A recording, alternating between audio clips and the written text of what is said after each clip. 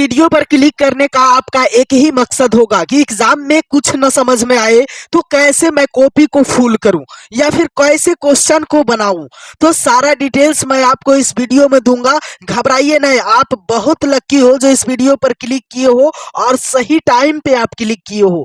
तो मैं आज सारा बात बताऊंगा और जो आपका आंसर होगा वो ज्यादा दूर से लाना नहीं पड़ेगा, बल्कि जो क्वेश्चन आपको एग्जामिनर देंगे उसी में से ढूंढना है और उसी में लिखा भी रहता है उसका आंसर, लेकिन कहाँ लिखा हुआ रहता है वो भी बात आपको मैं बताऊंगा। आपको नहीं मालूम होगा कि क्वेश्चन में ही आंसर कहाँ लिखा हुआ रहता है।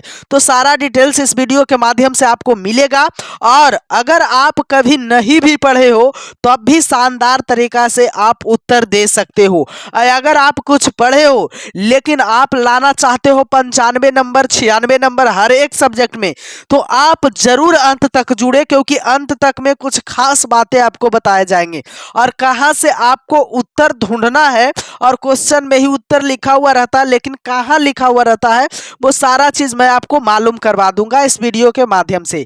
तो जितने भी परीक्षार्थी इस बार एग्जाम देने वाले हैं उसका सबसे पहला उद्देश्य रहता है कि मैं भी टॉपर के श्रेणी में जाऊं और मैं भी अच्छा करूं। तो सबसे पहला लक्ष्य जो होता है पूरा क्वेश्चन बनाना। तो पूरा क्वेश्चन अब बनेगा कैसे, तो मैं बता दूं मेरे प्यारे साथियों आपको, जो कि सबसे लकी ट्रिक है और सबसे खास ट्रिक है। तो सबसे पहला ट्रिक आपको क्या लगाना है कि कोई क्वेश्चन आपके सामने आ गया, मान लिया जाए कोई क्वेश्चन आ गया, फिजिक्स का आ गया, केमिस्ट्री का आ गया, बायोलॉजी का आ गया, कोई भी आ गया, हिंदी का आ गया। तो कोई भी प्रश्न आपके सामने आता है मेरे प्यारे बच्चों और वो 2 नंबर का आता है, तो मान लिया जाए विद्युत धारा का ही प्रश्न आ गया है ना, और उसका उत्तर आपको लिखना है। तो कैसे लिखना है जो मैं आपको बताता हूं।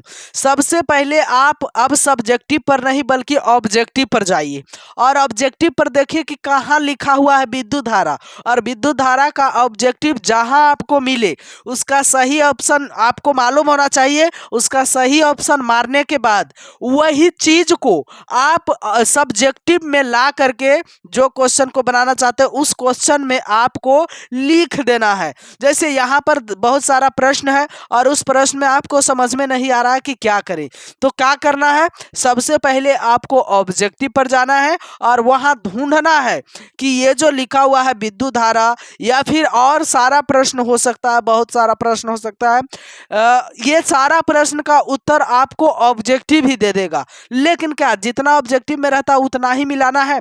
नहीं, कुछ और बातें आपको लिखना है। तो कुछ और बातें कहाँ से लिखिएगा, तो विद्युत धारा जब आ गया आपके पास तो विद्युत धारा के एक ही ऑब्जेक्टिव उसमें है कि और कोई है, अगर और कोई है तो वो वाला भी ऑब्जेक्टिव उसमें आप लिख दें, बशर्ते विद्युत धारा का ही होना चाहिए, है ना। इस तरह से आप 2-3 ऑब्जेक्टिव को मिला करके एक सब्जेक्टिव का निर्माण कर सकते हैं। ऐसा ट्रिक अगर आप लगाते हो तो 100% मैं गारंटी लेता हूं कि आप हर क्वेश्चन को बना करके आओगे और किसी भी क्वेश्चन में आपको नंबर नहीं काटे जाएंगे, क्योंकि आप जो आंसर दे रहे हो वो किसी एंगल से गलत नहीं दे रहे हो, आप बिल्कुल सही आंसर दे रहे हो। क्योंकि आंसर बनता कहाँ है, ऑब्जेक्टिव से ही तो सब्जेक्टिव बनता है और सब्जेक्टिव से ही तो ऑब्जेक्टिव बनता है, तो दोनों एक दूसरे का कॉरेस्पॉन्डिंग होता है। तो घबराने की क्या बात है, आप कहीं से भी आंसर को पूरा कर लीजिए, है ना। इस तरह से आपको आंसर को पूरा करना है। और दूसरी बात मैं आपको बता दूं, कॉपी आकर्षक को लेकर के, कॉपी आपका आकर्षक दिखना चाहिए जिससे कि जो कॉपी चेक कर रहे हैं वो कॉपी चेक करने वाला आपके प्रति आकर्षित हो जाए, वो आपके प्रति इम्प्रेसिव हो जाए, है ना, जिससे कि आपका मार्क्स बढ़ा दे। कई बच्चे तो ऐसा करते हैं कि लिखते हैं तो वो समझ ही नहीं आता टीचर को कि क्या लिखा हुआ है।